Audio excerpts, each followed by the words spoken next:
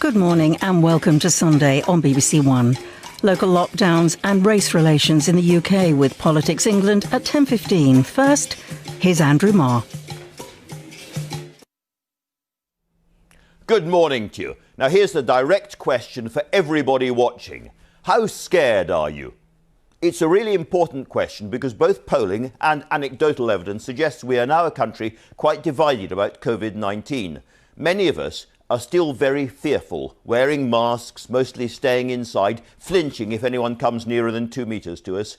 But many others have concluded that, in effect, it's all over. No more lockdown, back to life as it ought to be.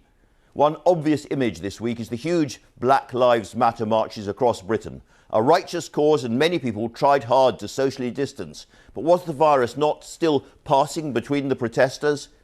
If ever there was a week when we needed clear answers about how scared we ought to be, this is it.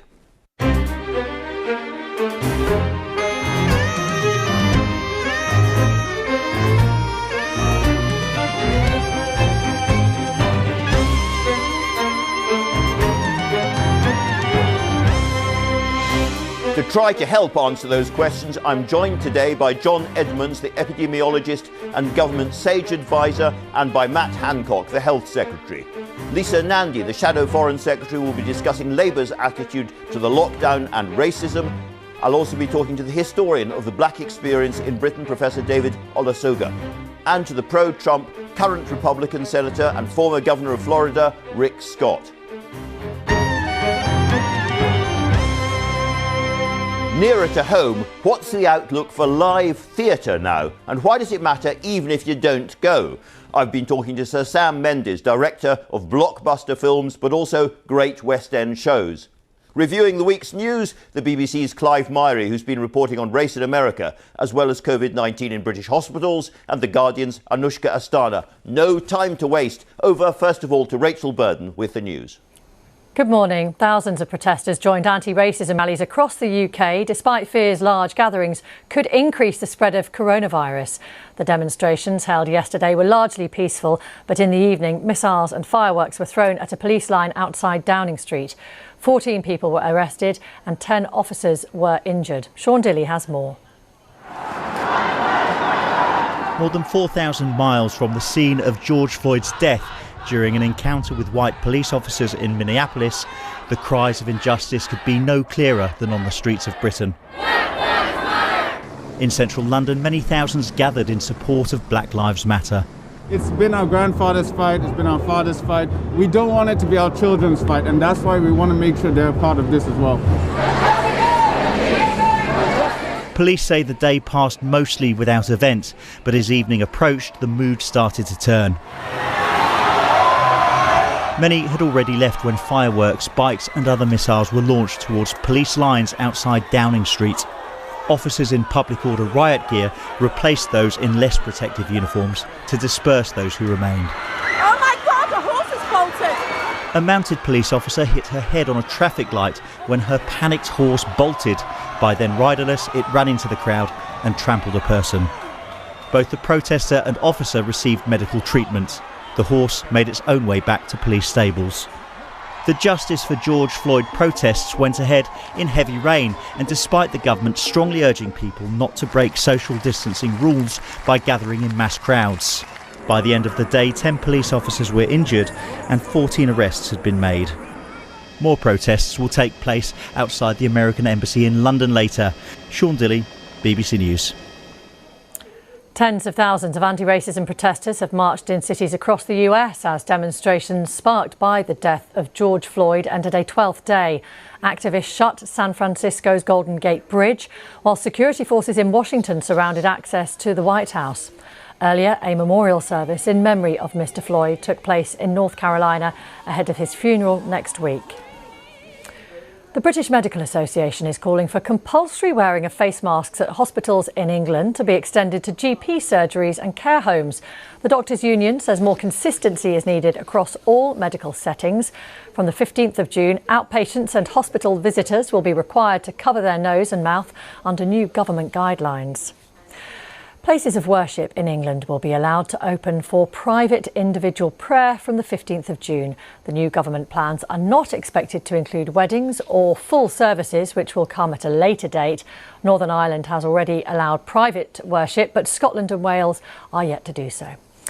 That's all from me. The next news on BBC One is at 1 o'clock. Back to you, Andrew. Very many thanks for that. And now, as ever, to the front pages. And images from those protests in London, in particular, appear on a few papers. There's the Mail on Sunday and the police horse bolting there. And there is a protester there in the middle of the Sunday Times. They've gone on a big political story, however, which is that great dilemma about the unlocking. It says there that Boris Johnson was warned this week by Alok Sharma that 3.5 million jobs might go if we don't unlock quickly. And he is reacting to that. There's the Observer taking a very, very different line. It's saying the Prime Minister has been told dump the rhetoric and plan for a new second wave of COVID. We'll be talking about that as well later on. Sunday Telegraph there, it says the Prime Minister is speeding up the hospital building programme as a route out of a potential recession.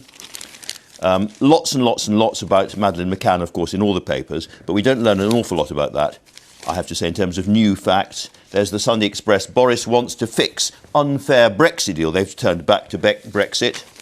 And finally, there's the Sunday Mirror, again talking about Maddie.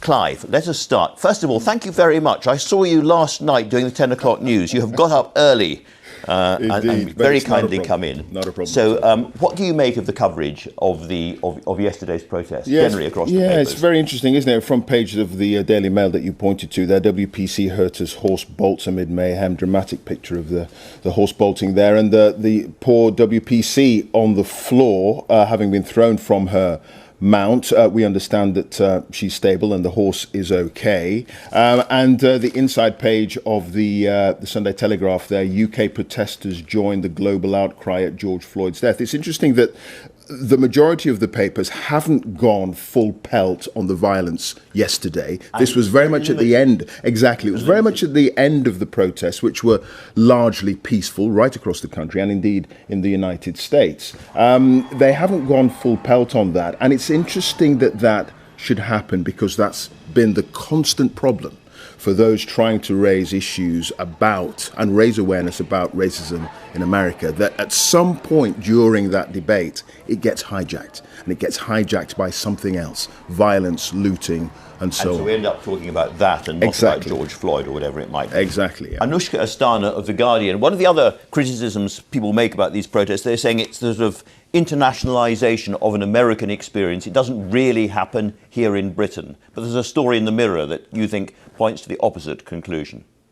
Yeah, I mean, clearly people who are taking to the streets of London or Manchester are doing it in solidarity with George Floyd and also those terrible, terrible figures in the US. But they're also saying that there is a problem here in the UK. And there's an interview in the Sunday Mirror, a heartbreaking interview with Aji Lewis, whose son, Olaseni, was restrained by 11 police officers in 2010 and then died afterwards. She says she can't watch the video of George Floyd because her son's final words were also, "I can't breathe." Now, she actually found out more details about what happened from a journalist, and it took 7 years to get an inquest that said excessive force was used. There have been 180 deaths of BAME people who died after contact with the police since 1990 in this country, and force is used twice as often as for when people are not from the BAME community. So clearly people, when they're taking to the streets, feel that there is something that they want to say on an international level as well, and here in the UK. And Andrew, I just want to mention something that has really, really stuck with me this week. I mean, I do not know in this case what type of restraint was used, but we all know that it was a chokehold used in the case of George Floyd. And a lot of us found that video very, very shocking. But this week I spoke to a former prosecutor and to an academic in the US, a guy called Paul Butler, for our daily podcast, a black man himself who's got many stories. And the thing that really struck me was he wrote a book about the policing of black men in America 3 years ago, and he called it Chokehold, because this is not a new act. This is something that has been used over decades, in fact, over hundreds of years. And actually what's chilling about that video is not that it's unusual, it's actually that it's quite normal. Anushka, to what extent do you think what we now call social media. I never know if that's the right phrase, frankly, but you see the video of George Floyd circulating very, very fast among millions of people. Is that what's really made the difference here? Because, as you say, these things have been going on for quite a long time in the shadows, unseen by most people. I think two things make the difference. Partly it is that ability to get these videos out and for people to see the injustice with their own eyes. And partly it's because the George Floyd video is so much more striking than what we have seen before. As one person put it to me this week, you're basically watching a man narrating his own death. I mean, it's the most shocking thing that most people have ever seen. But it is the fact that, as you say, it's happened before, time and again, that made people really want to take action. You know, only weeks ago, there was another unjust case, not involving police violence, but involving an unjust response to the killing of a black man, Ahmaud Arbery. And that didn't have the same level of reaction because there wasn't quite such a striking video. Very interesting. Clive, a lot of people, of course, will look at these images from yesterday and be very upset and offended by the verbal violence and the actual violence against British police, who were standing there and taking it quite quietly and silently. They weren't putting on their helmets, they weren't raising their shields. It was quite a moderate police response. Very different, actually, to the response of the American police in a similar situation in cities right across the United States following 12 days of protests over there. Why do you think, because you've reported on this, are the American police quite so violent? First of all, it's a minority. Yeah. We need to be clear about that, but there is very little oversight, which means that those individual bad apples can move from one police force to another. There are 18,000 across the United States, so there's plenty of opportunity to get work. There is very little oversight, and the police unions are very, very strong and very, very powerful. But the American police see themselves as enforcers of the law. They are that thin blue line between anarchy and chaos and a civil, normal society. Exactly. Whereas here, it's policing by consent. It's community-led, by and large. Obviously, there are incidents, particularly with stop and search laws and so on, that aggravate and exacerbate particular differences between black suspects and white suspects. But there is that crucial difference in America that they are the last line of defense against anarchy.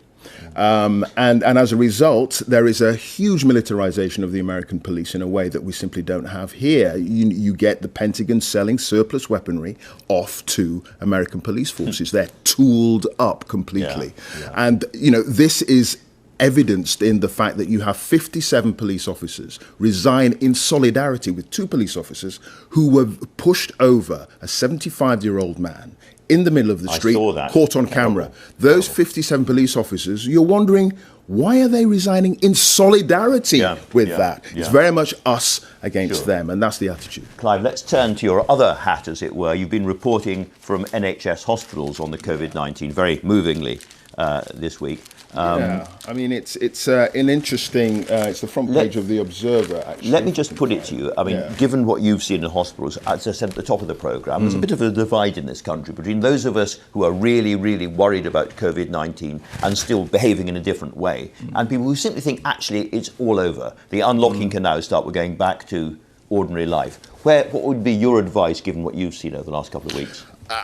Given my day job, me offering advice is a tricky thing, particularly in this studio. I mean, all I can say is that the possibility of a second wave is what is at the forefront of the minds of healthcare professionals in the National Health Service. And I saw that myself filming at the Royal London Hospital. And it's simple mathematics from their point of view. If you ease the lockdown, more people are out and about, more people are going to be in contact with each other. Some not necessarily wearing face masks, some not necessarily observing, social distancing rules, and so on and so forth. As a result, you are going to get a rise in infections. And I think the fear, certainly from the Observer article, and certainly from Professor Martin Marshall of the Royal College of GPs, who's quoted in that article, is that we're not seeing a precipitous enough fall in infections to warrant the kind of easing that we're seeing from the government. That's the argument from healthcare professionals. Now, there are other epidemiologists who are we're arguing that, no, we're not going to get necessarily a second wave. But if we do get a second wave and it's towards the winter months, then that's what the NHS fears will be the worst possible of all outcomes. And that means, Anushka, that this is, in a sense, a political decision about the speed of the unlocking. And we saw the front page of the Sunday Times there. If Boris Johnson is being warned now that another 3.5 million jobs could just go like that if we don't move quickly, you can see why he would want to speed things up, as he appears to be doing this week. Yeah, Tim Shipman, the Sunday Times political editor, is describing the moment that Alok Sharma, the business secretary, presented those figures to Boris Johnson as the most significant moment for the government since they actually decided to go into the full lockdown. Apparently, Boris Johnson looked at them and went, Christ. And that's why he's pushing people to ease the lockdown more quickly. The worry is not just what Clive is saying to you there, but also, we've had scientists this week, including from SAGE, warning that it is too soon. We saw those Public Health England figures with the University of Cambridge over the weekend for the R number in different regions, and it did suggest that in some parts of the country it's still above 1. Now, if that is true, then the level of COVID in those areas will be rising exponentially. And also, a colleague of mine, Sarah Marsh, had an exclusive that suggested the track, test and trace system might not be fully up and running or world class, as it was described, until September. So real concerns, but as you say, real concerns about the economy as well. And I just want to mention this other story in The Sun with a headline that I'm not sure if it's going to catch on, resurgence, they've called it, which is about Rishi Sunak, the Chancellor, trying to do things to boost the economy. One of the things they're talking about is relaxing Sunday trading laws. And I just wanted to mention that because I saw an interesting tweet from Polly Mackenzie, who was a senior advisor in the coalition years, saying they actually looked to do this at the time. And the consensus in the business community was extending hours won't necessarily increase trade. Well, Anushka, you brilliantly push us forward to two things we will be talking about later in the programme. The Sunday trading laws issue you've just been mentioning, and of course the speed or otherwise of the unlocking. Thank you very much indeed, Anushka Astana and Clive Myrie, two great broadcasters. But so to the weather. Some people claim that it's been cold and wet. No, absolutely not. It's been refreshing, bracing, though I got absolutely soaked yesterday. Over to Sarah Keith-Lucas in the weather studio. Sarah. Well, Andrew, we've certainly seen a change in weather type over the past few days, haven't we? After our very dry, sunny spring weather, the first week of summer has brought with it low pressure and some outbreaks of rain. Now today, another fairly cool, breezy day ahead, and there are some showers around certainly, but we won't all see them, so the showers fairly hit and miss. Low pressure sitting out towards the east, and that's gradually easing away, and then we've got high pressure moving in from the west. So in between those two areas, quite a brisk northerly wind still, particularly chilly around the east coast of Scotland, eastern England as well. Some showers pushing their way south across central and eastern parts of England through the day, but there'll be some sunny spells around as well. And we're going to see gusts of wind about 20 to 30 miles per hour, even stronger than that, though, around coasts of northeast England, eastern Scotland as well. So temperatures in Aberdeen and Newcastle only around about 10 or 11 degrees, but further south and west it is that little bit warmer. Some late sunshine to be enjoyed for many of us, in fact. The odd heavy shower fading away in the south. Quite a chilly night ahead with temperatures fairly widely down into mid-single figures, particularly in the north. A little bit milder further south, but a quieter day weather-wise tomorrow. A lot of dry weather on the cards, one or two rogue showers around still, but some sunny spells. Temperatures still a little below par though for this time of year, with highs around 11 to 18 degrees. Andrew. We can't complain much about that. Thanks very much indeed, Sarah. Now, this week, as we've been saying, we have seen America ripped apart on the subject of race, and big demonstrations in Britain as well. Senator Rick Scott's been a staunch supporter and defender of President Donald Trump, and before entering the Senate, he was governor of Florida. When I spoke to him on Friday, I began by asking him if he thought that President Trump's response had been appropriate. First of all, I tell you, it's a hard time to be the president. I think he did the right thing by reaching out to George Floyd's family, and I think he did the right thing by requiring a federal investigation. It's really a tough time because, in America we have the right to protest, but you have to do it peacefully. And I know he's working hard to try to make sure everybody's safe. Now, most of that actually is done by governors and mayors with their local police, but I know the president's focused on it, so it's a tough time. Traditionally, the job of the president is to calm things down in these kind of situations. And yet President Trump told state governors, if you don't dominate, you're wasting your time. You'll look like a bunch of jerks. And then that famous tweet, when the looting starts, the shooting starts. His language has inflamed tensions, hasn't it? Yeah, it's a tough time. Most of it,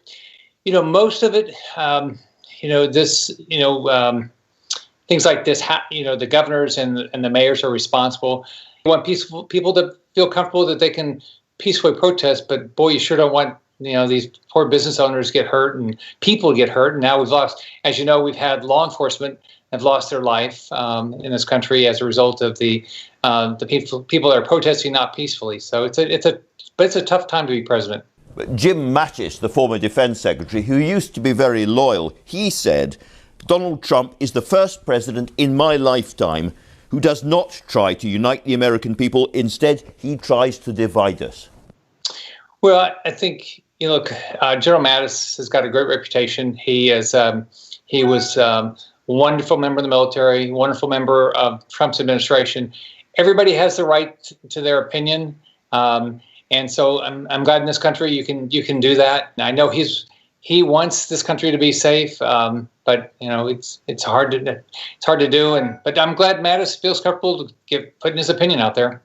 Well, of course, he's not part of the administration any longer, but Mark Esper, the current Defence Secretary, certainly is, and he is hostile to using the army to disperse protesters. And he says, both as a former soldier and as a former member of the National Guard, the option to use active duty forces in a law enforcement role should only be used as a matter of last resort and only in the most urgent and dire situations. We are not in one of those situations now. I do not support invoking the Insurrection Act. Is he right?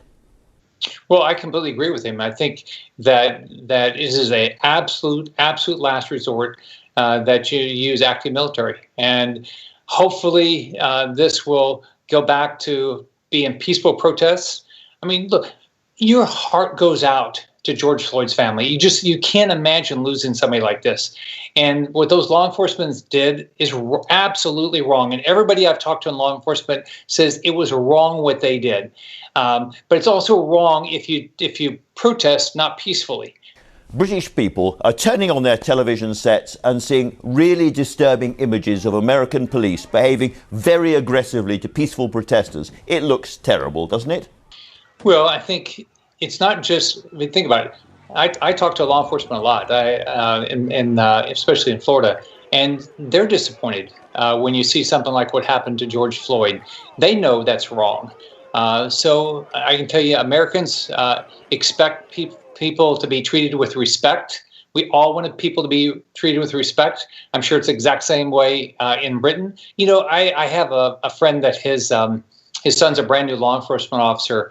You feel sorry for what they're going through right now, where people are being so mean-spirited to them, spitting in their face and calling them names. All of us have to sort of come together and say, we can really be mad that this happened to George Floyd. We can be furious it happened to George Floyd or anybody else.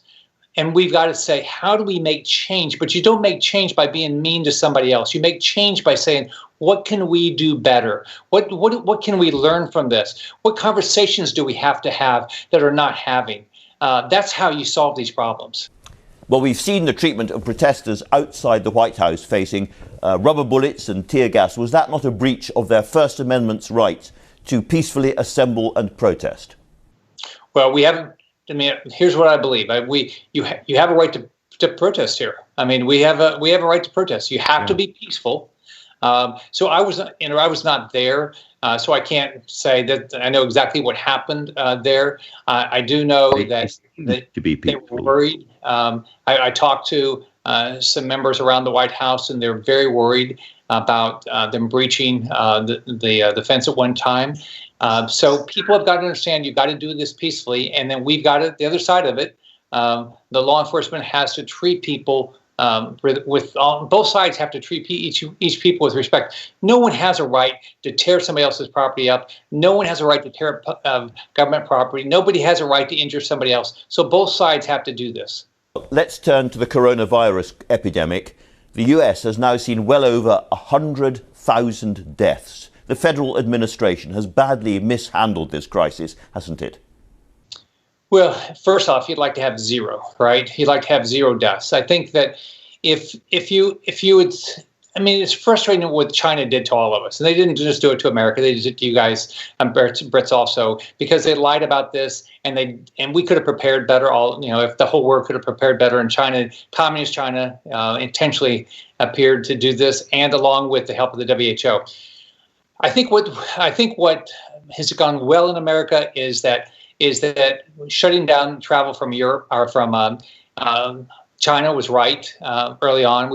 All countries should have shut their travel down to where it didn't spread as fast. We needed to get up to speed on the test, the COVID test. We still have work to do on getting the COVID test. I think it looks like we are in pretty good shape on the antibody test as far as the number of tests out there. The COVID test, we still need some work to get enough tests out there.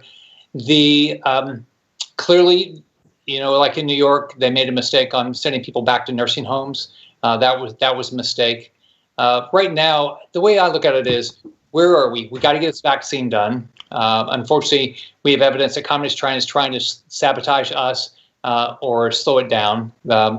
If we do it first, or England does it first, or anybody in Europe, we're all going to share. Communist China won't share, so we got to get that done. We still have a lot of work to do on the COVID testing side to get more tests out there. The businesses are open. Sorry, can I just pick you up on that? When you say that China is trying to stop the West's development of a vaccine, what evidence do you have for that? Sure, Andrew. So we have evidence that what they're trying to do is sabotage or slow down our ability to get this vaccine done. It's really important that we're going to open up our economy, but we're going to really open our economy when everybody says, hey, look, I can get a vaccine, and I know there's therapeutics that I'm not going to die, right? Those are the two things. And China does not want us, England, any Europe, they don't want us to do it first. They've decided to be an adversary to Americans and I think to democracy around the world. And this is just one evidence of that. But China can't stop us developing a vaccine, can it? Sure. It came through our intelligence community. So I'm on armed services, so clearly there's things that I can't discuss that I provide information. But there's evidence that they've been trying to either sabotage or slow it down. I mean, this vaccine is really important to all of us getting our economy going again. And what I really believe is whether England does it first or we do it first, we're going to share. Communist China, they're not going to share. They don't share. I can't give you an instance where Communist China has tried to be a great partner to the rest of the world. They've decided they just want to dominate the rest of the world. Senator Scott, thanks very much indeed for talking to us today. Thanks, Andrew. Have a wonderful day. And I'm joined now by David Olusoga, best known to many people for his TV documentaries, but he's also the author of A History of Black Experience in Britain. David, welcome. Thanks for joining us this morning. Can I ask you, first of all, what your message would be to people watching who might think George Floyd was really brutally killed in America, but this is not really a British issue? Why would people protest in this country? What are they missing? Well, I'd ask them to listen to the protesters. The protesters are demonstrating, they're on the streets because they see parallels and echoes in their lives and their experiences, in their relationship with the police, in what's happened to George Floyd. And there's a long tradition of black people in different countries, different parts of the world, joining together at moments like this. So I'd ask people to listen to the protesters, to ask why black people feel this connection when they look at what happened to George Floyd, that they see echoes of their own life rather than dismiss it.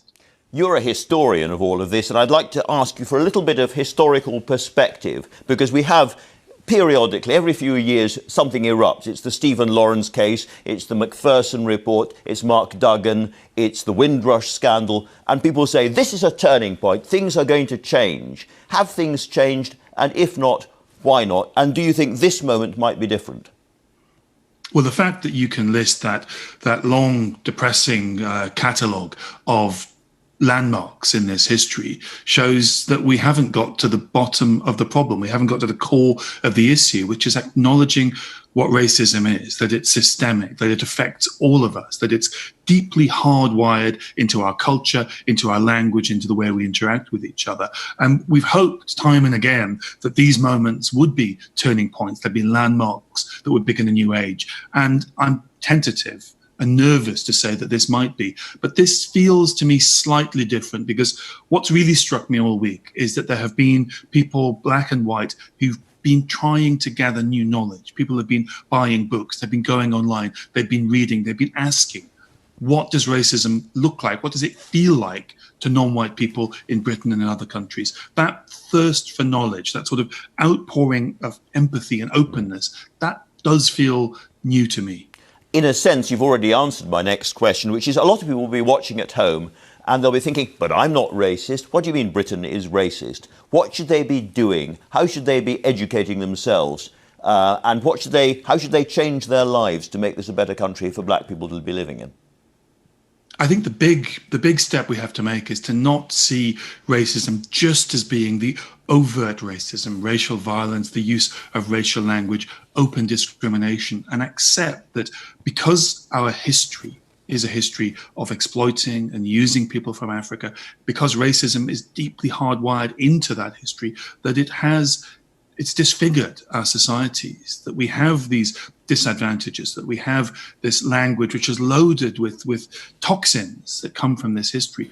And when black people talk about that, when they talk about the damage it does to them, the psychological damage, we seem to have spent a long time in this country just dismissing that. That's still happening this week. When black people have talked about how powerfully this moment connects with them, they've been told, oh, there's no comparison with America. You're exaggerating. You're drawing a false parallel. Well, that's part of this long habit of not listening to black people about what racism is. So listening.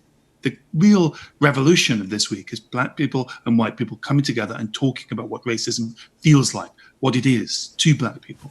Professor David Olusoga, thanks very much indeed for joining us this morning. Thank you indeed. Thank you. Now, Professor John Edmonds is the epidemiologist and government SAGE advisor on COVID-19, who recently expressed worry about the timing and the speed of this great unlocking. He probably knows more than anybody else about the R rate and regional variation. I spoke to him just before we came on air, and I asked him whether the R rate of measuring the infectivity of the virus right now is going up. What's happened over the last month or two, or a couple of months, is the epidemic has shrunk right down. The lockdown has worked.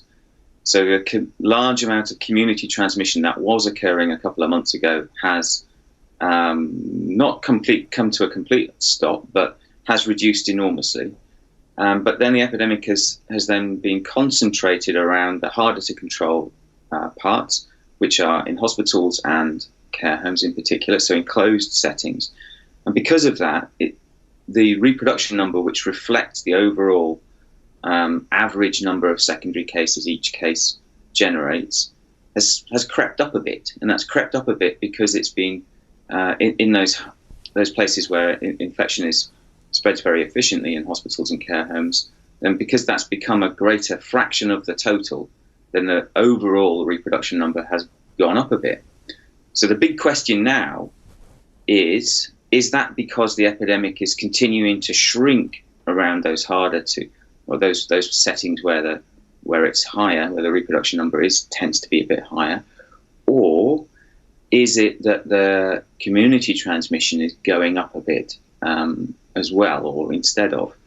And at the moment, we don't really know the answer to that very well, unfortunately. Because Public Health England and the Cambridge University report thought that they said it's probably due to increasing mobility and mixing between households and in public and workplace settings. But you're not sure about that. I'm not sure about that. They actually have that kind of embedded in their model, that assumption, because they use the Google mobility data. I don't know if you're familiar with that, but that has been going up. So mobility has been going up. But that doesn't necessarily mean that contact between individuals has been going up by anywhere near the same amount. And we have been at the school, at the London School, we've been measuring people's contact behaviour over the last 2 months or so, and that has crept up a titchy bit, a very small amount, but hasn't returned to anywhere near sort of pre-lockdown levels or anything like that. Now, in terms of the regional R numbers, the northwest, for instance, appears to be above 1.1 or thereabouts, and the southwest of England on 1. Again, how concerned should people be about that? Are these really significant statistical variations?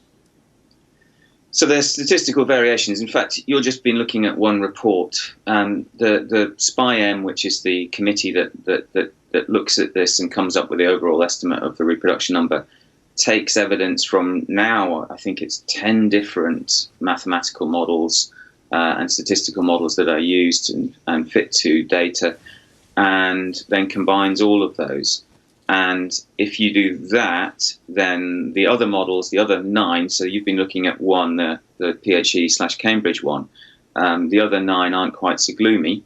I have to say, the overall, it does look like the overall reproduction number is going up and going up a little bit, only very, very marginally, and perhaps a little bit in other settings. It is creeping close to 1 in some places. I think we can't rule that out, that it might be even at around 1 in some regions. But I would stress that overall the assessment is it probably is still below 1, probably everywhere, on average. We know from the ONS survey that there are thousands of new infections every day in the community. So, it's certainly not a time for complacency. You expressed some doubts about the speed of the unlocking, if I can put it that way, at a time when we thought, again, because of the ONS figures, the number of new infections per day were around 8,000 or north of that. They're now down to 5,000 and something. So perhaps the government's right to be unlocking at roughly this rate. Well, it's up to them, isn't it? It's their choice. So they have to weigh these decisions up. So they have to weigh the reduction in numbers of cases against opening up the economy and so on. And, they have to make that decision. I would still prefer to see the cases come down lower than they are at the moment. This is the ONS survey suggests that we're having around 5,000 new infections every day, and that's just in the community and just in England. That's excluding, Northern Ireland, Wales and Scotland. That's excluding all of the infections occurring in hospitals and care homes, which are very significant numbers still. And so I would like to see the cases come further down. That's my own personal opinion. But, the government have to weigh these things up. Of course they do. Can I ask you, as it were, a non-scientific question about public attitudes? Because I started the show by saying the country's still very divided between people who are really, really frightened of COVID-19 and have changed their behaviours quite a lot because of that, and those people who kind of think somehow it's all over. What would your advice be to somebody, cogitating that? It's definitely not all over, unfortunately.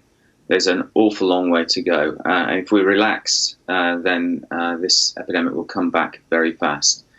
So I think we do need to be really cautious. I actually think that people have been amazingly cautious and amazingly tolerant and adherent to the sort of guidance as much as possible. I really do. And I think that people are still being very cautious, and thankfully they are. For the most part, because if we do relax our guard, this epidemic will come back very fast. So, again, with a sort of scientific eye on it, you'll have seen the big Black Lives Matter protests around Britain yesterday. Lots of people outside, many of them trying to socially distance as much as possible, but it's not entirely possible in those big demonstrations. Do you think that was a dangerous thing to do, or do you think it was relatively safe? That's a tricky one, isn't it? So it looks like outside is much less risky than inside. So that's good. I think maybe you have to bear in mind what the prevalence is. About 1 in 1,000 people would be infectious. So that means that if you have a crowd of a few thousand people, then you would expect some of those people to be infectious.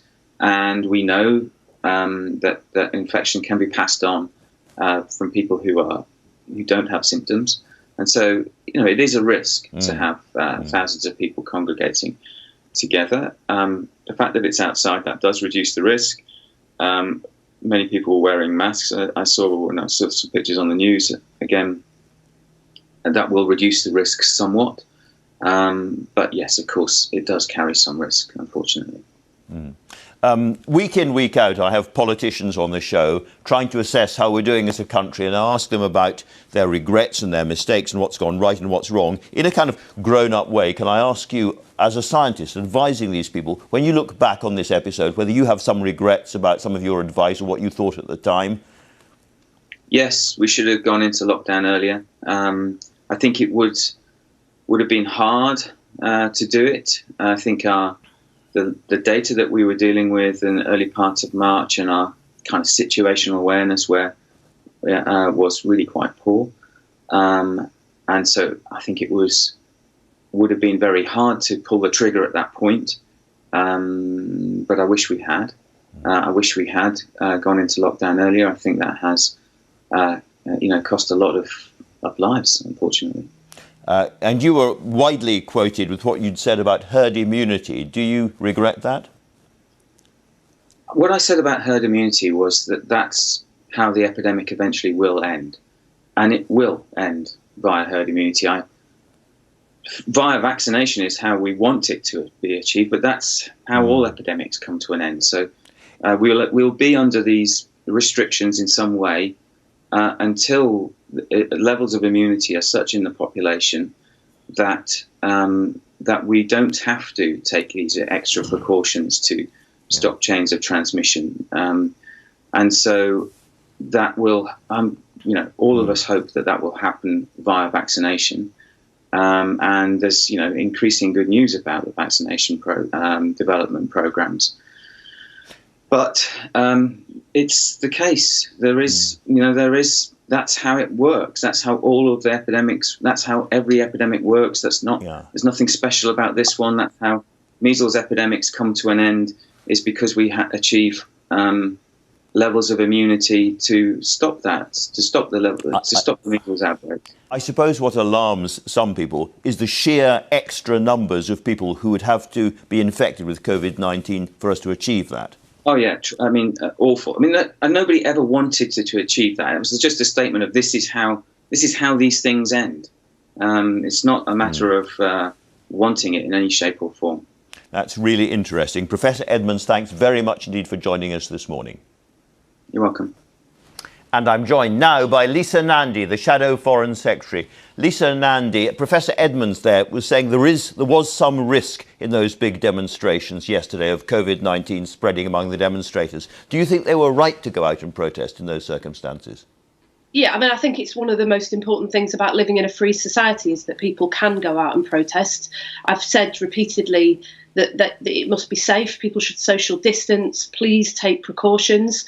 But I'm very proud of those young people who are coming out and speaking up. I'm someone who has lived with racism in my life. I've seen it with my family. I've seen it in our country. And I think it requires you to take an active stance against it. You cannot be silent in the face of racism and police brutality. And I think those young people are right to raise their voices and to demand change. You say you've seen it in your life and your family. I wonder how you respond to a former Conservative Chancellor of the Exchequer, no less, Sajid Javid, who wrote in the Sunday Times today that there are still parts of this society that are more concerned about the status quo than justice and humanity. Do you agree with him? Well, look, in this country, you are still 9 times more likely to be stopped and searched if you come from a black or minority background. 183 people have died in police custody in the last 30 years. When I was growing up, there were riots in London, Manchester, near where I lived, in Liverpool, that were sparked by the fact that young black men in particular had enormously high unemployment rates, were shut out from many of the major institutions. Look at what's happened in the last 30 years and tell me that enough has changed. That's why those words from George Floyd really struck a chord with people in this country and around the world. Those words, "I can't breathe," really matter to people. And it's why the silence from the Prime Minister, the refusal of our Foreign Secretary to comment on those matters has really upset people, because you can't be silent in the face of this. You have to take an active stance. You have to stand with people, and you have to make sure that this is the moment where things start to get better. There were a small number of people, a relatively small number of people, who were verbally abusing the police, and some of them were throwing bikes at the police, and then that horse bolted and so forth. What would you say to them? I would say to them, it's wrong. Stop it. And more than that, as well as it just being completely wrong to attack police officers who are trying to keep the peace, many of whom are deeply sympathetic with the sentiment behind these protests, who are struggling as well to deal with COVID and to help to keep public order in a really unprecedented situation. It also has the effect of dampening the voices of those who are calling for change, because the newspapers this morning, the headlines are dominated by the fact that there was violence, a small number of people using violence at the London protest. And actually across this country and across the world, you've got people coming out in their tens of thousands to protest peacefully and to raise their voices for change. And they're the voices that I want to hear. You mentioned two words just now, Donald and Trump.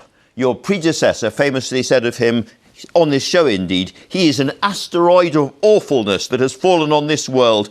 I think that he is a danger, and I think that he is a racist. As her successor, do you agree with that?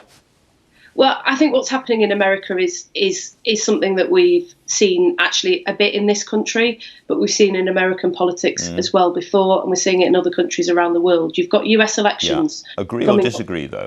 Well, we've got US elections coming up. I actually think this is a deliberate election strategy. You know, I have no idea whether Donald Trump is a racist or not a racist. What I do know is that in the run up to the American elections, this is one of the ways that politicians try to activate their base. They divide people in order to try to advance their own cause, and that's actually one of the things that is so damaging about it. That's crept into our politics in Britain in the last few years, and we're seeing under the cover of COVID other countries trying to do something similar and roam back on people's freedoms, human rights, the rule of law, democracy. And that's one of the reasons why I've said that this government cannot remain silent in the face of that. Only this week the Foreign Secretary condemned police brutality in Hong Kong, rightly, and we welcomed that. But you have to be consistent about these things. Otherwise, it diminishes us in the eyes of the world and we lose all moral authority. Can I turn to the crisis of the pandemic here? We're going to see more shops reopening next week and places of worship too. In absolutely clear terms, does Labour support the unlocking now or not? Well, we support the easing of the lockdown restrictions, but it has to be safe. So we want the government to take a cautious approach. There are a number of things that they should be doing now that aren't currently working properly. The test, track and trace system needs to improve. One of the major problems with test, track and trace at the moment is that local GPs, local public health directors, don't currently know who is testing positive for COVID. So now, given that, I'm sorry to jump in, but given that, do you think it's safe to unlock at this rate at the moment or not? Well, I think it's right to be followed by the science. I think it's right to do that cautiously. Of course, Andrew, we haven't seen all of the science because the government won't release it. But we do want to see lockdown easing. There's a huge impact on people of being in lockdown. It's got to be safe and it's got to be cautious. And at the moment, has been far too slow about things like test, track and trace. They're putting too little support in for people who are going to need to self-isolate. We're keen to work with the government to help them get that right. One thing we know is going to happen is there's going to be proposed relaxing of the Sunday trading laws in order to get the economy moving again. Labour always used to be against relaxing Sunday trading laws. Will you support it this time? No, I think this is the wrong thing to do. I'm not at all convinced that this will actually help to get the economy back on track. I think it was Anushka on your programme who was highlighting some comments from industry that longer trading hours aren't really the issue. It's about how you stimulate demand. But it's also that we've just been applauding our frontline workers. Supermarket workers are amongst those. They're deeply worried about what this will mean for them in terms of time with their families. This could hit our high streets very hard as well at a moment when they're really struggling because of COVID-19. I just think this is the wrong thing to do. Okay. Let me ask you about extending the transition for leaving the EU, the other great big foreign policy issue on the plate at the moment. Before you took up your present job, you were very clear that you wanted an extension. You said the government should be asking for an extension. The Labour Party in Scotland is absolutely clear that it supports a call for the negotiation period to be extended. What is the British Labour Party's official position now? Well, when I said that there had to be an extension, the talks were stalled and it didn't look like there was any prospect of a deal. Since then, the talks have got back up and running, and we've only got a few weeks left until the government has to ask for an extension. But they say that they are clear that we can get a deal. What I would really like the government to do is to get us a good deal, and to get us a good deal by the end of the year. I've spent 4 years since the referendum saying we need to get on with this and provide certainty to businesses, clarity to the rest of the country. Okay. At the moment, businesses don't know the terms they're going to be trading on. I really want the government to go and get us a good deal, because the twin uncertainties of COVID and Brexit could be the death knell for a lot of companies around this country. So I want them to go out and get a good deal. That is the absolute priority. Lisa Nandy, thanks very much indeed for talking to us this morning. Now then, Sir Sam Mendes is an Oscar-winning film director, probably best known for his Bond films and 1917. But before that, he was winning awards for his theatre productions in London's West End. As theatres great and small face bankruptcy following the shutdown, he's not only worried, but he has an idea. I spoke to him this morning and asked him how serious the situation for the live performing arts and the people who work in them really is. Well, sadly, I'm afraid it's very serious indeed. You know, I think we've already seen dreadful warnings across the country, local theatres closing in Southampton, in Southport, in Leicester. We've seen whole communities now beginning to be deprived of the possibility of live performance for the future. You know, and I think it's very important that one stresses this is not a theatre just closing down until it can reopen again. These are theatres going into receivership that are going to reopen as nightclubs or just be torn down or as bingo halls. And I think that's the degree of seriousness, and that's the situation we find ourselves in at the moment. So for people who don't go to the theatre regularly at the moment and are wondering, why should I care, but are kind of patriotic and enthused about Britain, as it were, why should they care? In 2018, the cultural sector brought in £32.4 billion to the UK. You know, so it is a going concern. It's a huge, massive economic growth engine. And so we've come up with this plan, which we feel represents the theatre as a whole and enables the government to be a participation in success, so that they find a way to get some of the money back, so that the taxpayer doesn't feel they're simply throwing money down into a black hole. So how does but at the same time, the whole theatre community can benefit. I was just going to ask you how this actually works, because on the one hand you've got highly profitable theatres, and on the other hand less profitable theatres, some of them facing imminent bankruptcy now. Do they all come together in one new organisation the government then funds and gets money back from in due course? You know, you could be summed up in three simple tranches, in a sense. The first is we have to continue the job retention schemes. Live performance, to state the obvious, can only happen once a night. And when the capacity is limited to 20%, it becomes absolutely impossible. So what we have to do is keep the theatres open, keep the self-employed with some way of remaining alive over the next 6 to 9 months, however long it is. And that means it's important for the job retention scheme to keep going. Then there has been an enormously successful tax relief scheme for the theatre, and we're asking for that is extended from 20% to 50% for a year or more, so that, again, it has a chance to earn back the money once it opens. And most important, I suppose, is this scheme that has been come up with called the Cultural, I think it's called the Cultural Investment Participation Scheme. It's a bit of a mouthful. But the reality is that is offering the government a chance to be an angel in a production, to be an investor in productions, so that in success they make the money back that they have given to support the community in the short term. Now, you are a connected man, if I can put it that way, and you've said this is the biggest threat to the UK's cultural life since the Second World War. So what kind of response are you getting from ministers? Well, it's been positive so far. I mean, the article that I wrote in the Financial Times only came out 2 days ago, and I have to say there has been a swift response, positive. There is a feeling that people want to find a way through this. The theatre community obviously is full of very articulate and brilliant individuals who are all working on it as hard as they possibly can. And I do feel there is a way through here. I feel very positive about it. I think one has to stay positive. I think it's very easy to write and say, you know, the death to announce the death knell of the theatre. And really, I think one needs to find practical solutions. And I believe there is a way here. And I feel that there has been a sense that that has been listened to, and that over the next couple of weeks, I hope these things might begin to have some purchase.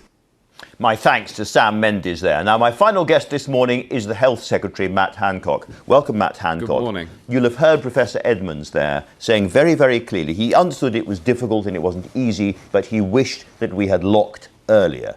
Do you agree with that?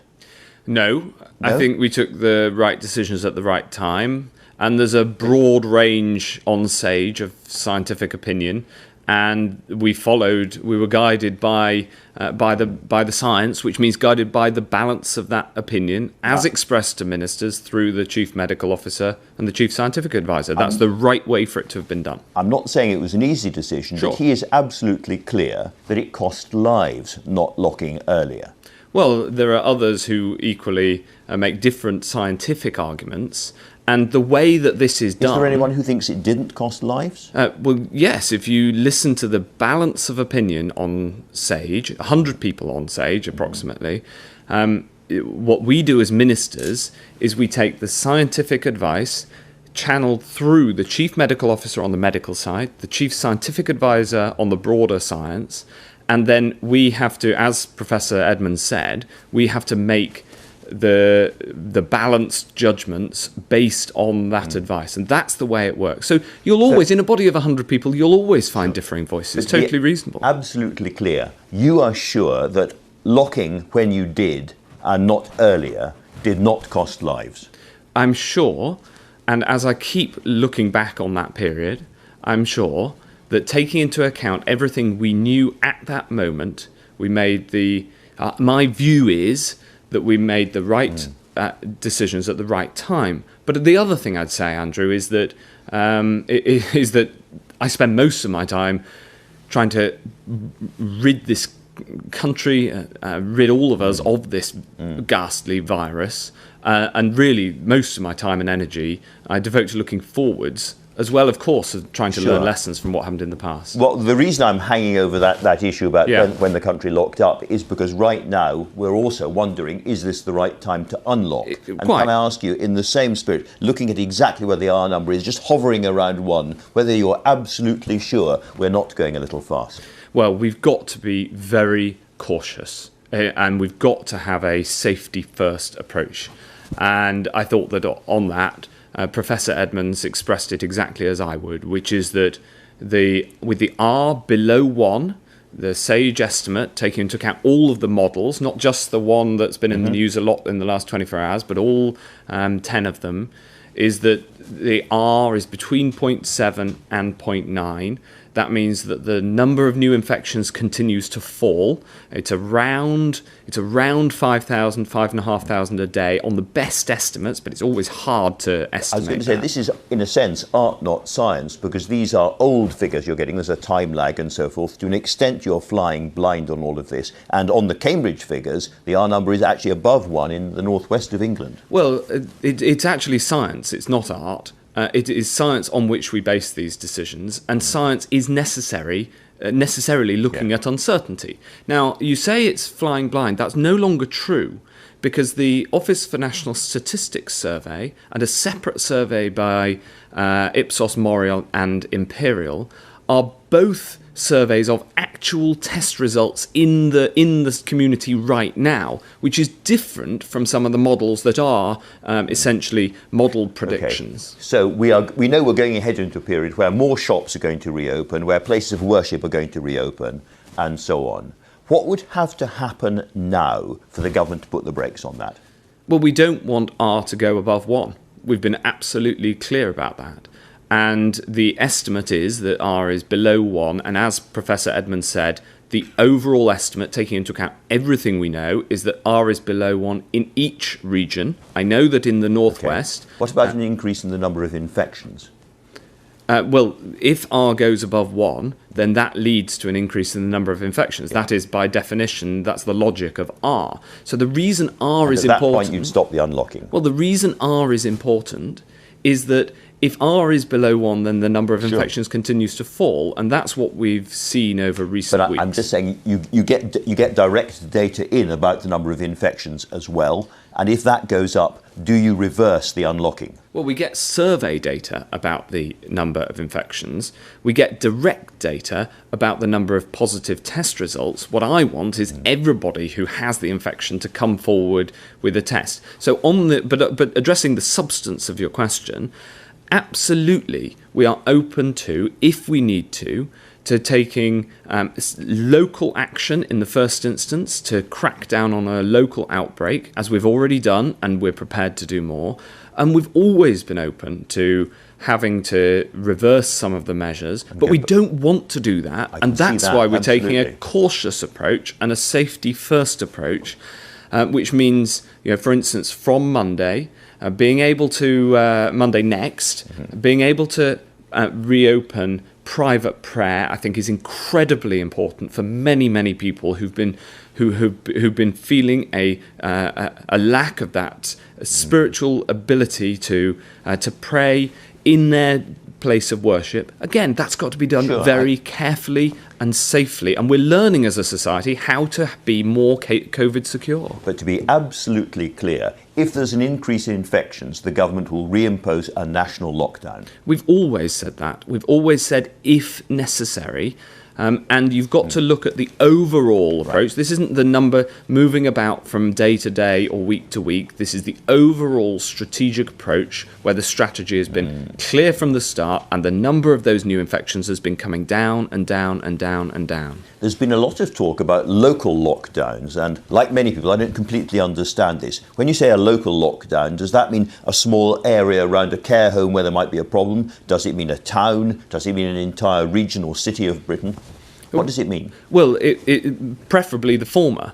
So it could be very small, very local. Absolutely. Take Weston-super-Mare. In Weston-super-Mare, the action that we took when we saw a spike in the number of infections was to close the hospital to new admissions. We then put in place testing of asymptomatic people in the community around the hospital and those connected to the hospital, and we found that it hadn't led to community spread because of the action that had been taken. So you didn't have to close down Weston-super-Mare? Correct. We saw the people on the beach, so it was just around that area? Correct. Now, of course we looked at that and what we might have to do, but we instead simply, by stopping the hospital having new people coming in, and by very, very significant infection control procedures in the hospital, and with the support of the brilliant local Director of Public Health, leader of the council, Public Health England at a regional level, and of course the NHS, we managed to deal with that local outbreak. It worked, and that is a model of how we can do this elsewhere. So let's imagine, I won't name one, but let's imagine a big city with a lot of people living in it, and you see a spike in the R rate, you see a spike in the number of infections in that city.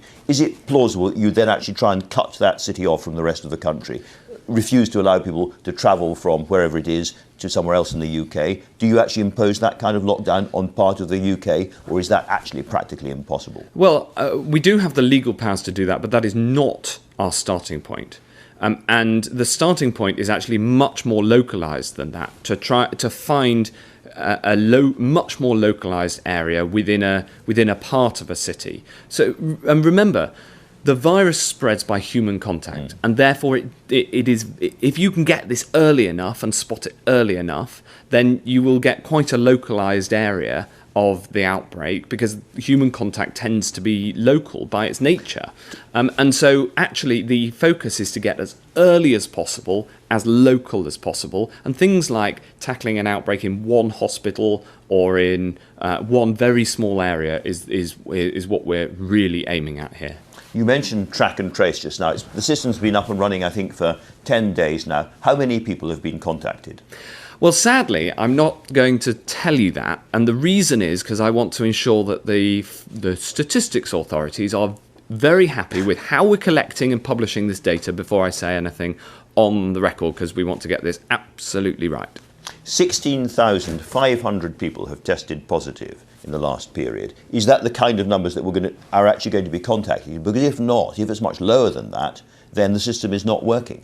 Thousands are being contacted, but I won't go into more details than thousands, unfortunately, until the statistics authorities are happy with exactly how these things are measured. But we will be publishing full details and a full range of statistics once that's all signed off by the statisticians. The app. You're wearing your NHS badge. What's happened to the NHS app? It was supposed to be here 3 weeks ago, and it's no sign of it. Well, we learned one of the things we learned on the pilot on the Isle of Wight, which has been very successful, and on the Isle of Wight they've done a great job through the pilot. One of the things we learned is to get in place the human-based system first. That's what we're doing, and then the technology can add to that. But we were told by you and many others that the app was going to be essential. Are you saying it's not essential and it's not going to come in, or what? I'm saying that it will help. It's an advantage, and it will come in. But we want to make sure we get this system embedded first with the human contact tracers. After all, the key thing about test and trace isn't just that you trace the virus, it's that the people who you find then have to isolate for 2 weeks, and that's quite a big ask. The evidence is that the overwhelming majority are doing that when the NHS phones them up and asks them to, but that's a very important part of it. So we've talked about tracking. Let's talk about testing specifically. How many people were tested yesterday? The latest figures we've got is for Friday, and that it was just over 200,000. 200,000, because you were giving us these figures on a daily basis, telling us the number of people, and then you stopped. No, sorry, the number of tests was just over 200,000. Number of people tested, I was asking. Well, the number of people tested, we will be bringing that data back. The challenge there is that because we've introduced different types of testing, making sure that you ensure that you only count one person once amongst the 4 pillars is a complicated statistical process. So again, that's with the statisticians to sort. In short, it's a bit of a muddle at the moment. So David Norgrove, chair of the UK Statistics Authority, as you know, said the aim seems to be to show the largest possible number of tests at the expense of understanding. It's not surprising, given their inadequacy, that data on testing is so widely criticised and often mistrusted. Did that sting? Well, the thing about it is that it's not true. There are other ways that you could measure testing to give much higher figures, and we chose not to. What we chose, advised by my permanent secretary, are the most accurate ways to show the testing that the government is doing, which is the number of tests either directly administered or sent out, because that's the point at which the government is doing its job. So that's why we measured it in that way, and that's why I'm so cautious about giving further information before we've got this all straightened out with the statistical authorities. Has everyone living in or working in a care home now been tested? We have now managed successfully to deliver tests to every care home that is eligible, both for staff testing and for residents to be tested for every... Anyone in a care home across Britain watching this programme has been tested, or they're deluded. Or the tests have been delivered. So the goal we set is that the tests will be delivered by the 6th of June. That was completed yesterday, I'm very glad to say, on time. And what that means is that of the about 750,000 people living in just over 9,000 eligible care homes, the tests have been delivered. And this is the problem, isn't it? Because as David Norgrove said, delivered and tested are 2 different things. So you can't actually say that they've all been tested. But that's what they were promised. No, they were promised that we'd get tests to them. We are getting... Okay.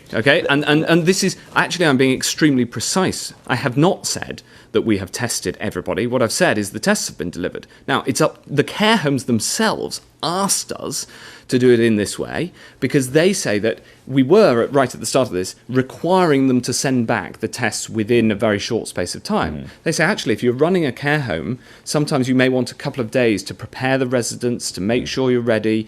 So actually, the way that we're doing it in this way, and using my words very precisely, is because the care homes wanted us to do it this way. And I respect that, and I think it's very important to work with the sector. Now, we talked earlier on about community transmission. Yeah. You told people not to protest yesterday about Black Lives Matter. They did protest. You've seen all of that. What's your reaction? Do you agree, for instance, with Professor Edmonds, who said there is risk there? Yes, I do. I've worked all my political life to tackle discrimination and to support diversity The problem is that the virus doesn't discriminate. And there's a reason that we have laws in place temporarily to say that gatherings of over 6 people should not happen. And that's because the virus spreads. And the problem, therefore, is that I really hope people make the argument, and I will support them in making that argument. I hope that they will make that case strongly. But please don't gather in groups of more than 6, because in groups of more than 6, that risks spreading the virus, and that risks lives. So it is incredibly important. Think of it this way. Are you saying that because of those protests yesterday and the way that those people gathered, people will die? The way I'd put it is this. We think that about 1 in 1,000 people has the disease in this country. And so when you get groups of thousands gathering, of course, the likelihood is some of those people will have the disease. And we know that if you come into contact with people, that risks spreading the disease.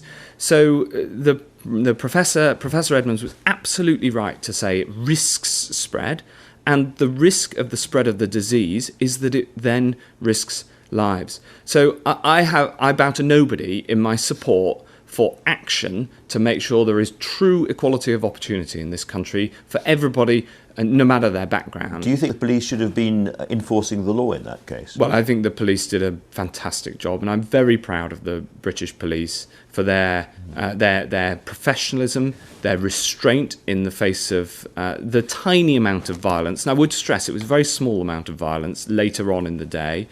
And I think that we can all be proud that the British police are not like the American police in this way, and I think that that's a very good thing.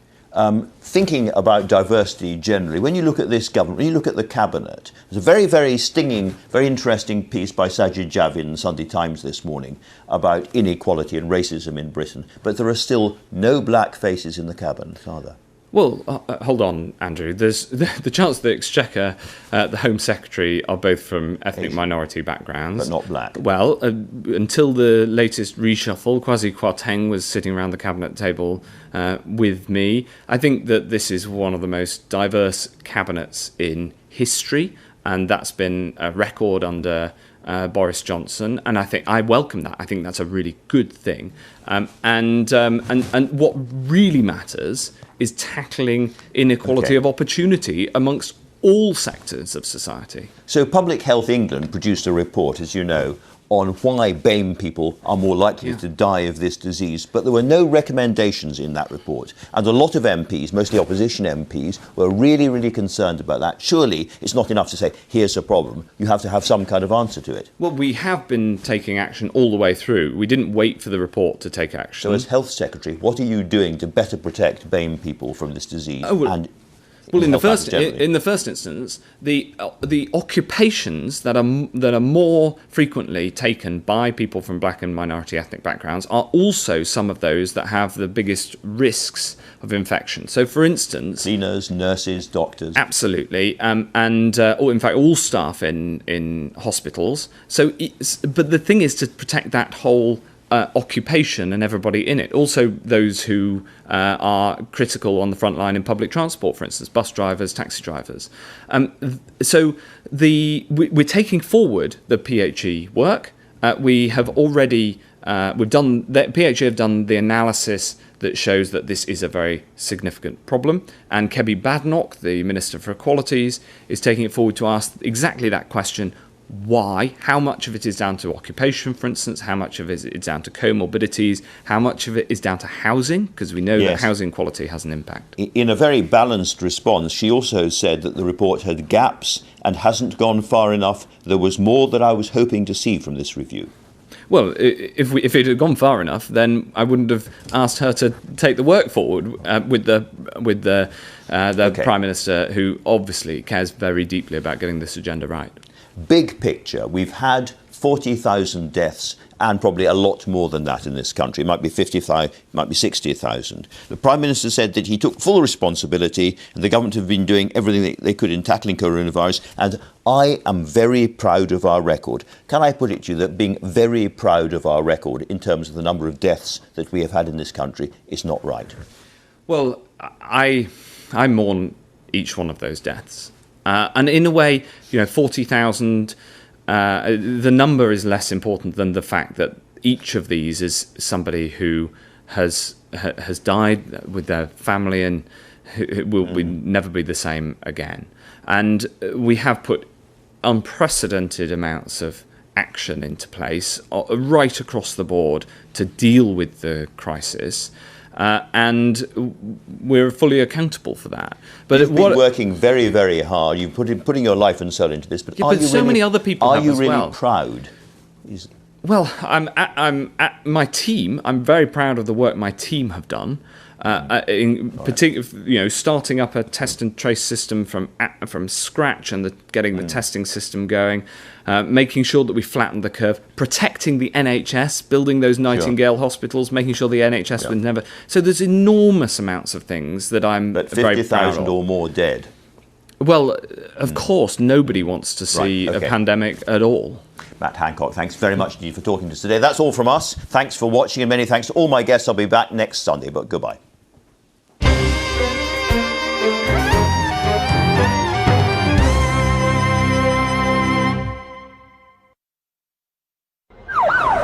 Novichok. A spoonful could kill thousands. Do not go in that house. Repeat, do not go in that house. We don't know the source of contamination or have an established chain of events.